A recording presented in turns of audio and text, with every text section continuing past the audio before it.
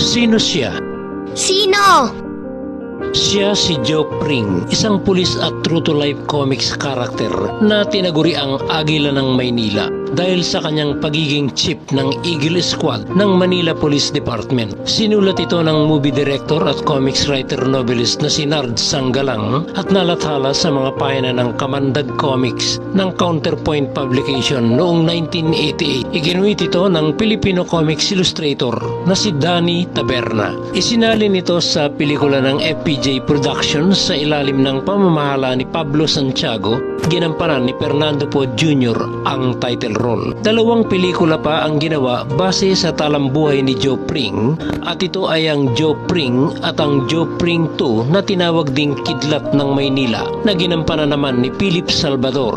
Unfortunately, Joe Pring was assassinated by Foreman Hit Squad of the Sparrow Unit noong 1994. Okay! Next time, more info about Filipino comics character. Thank you very much and God bless you all.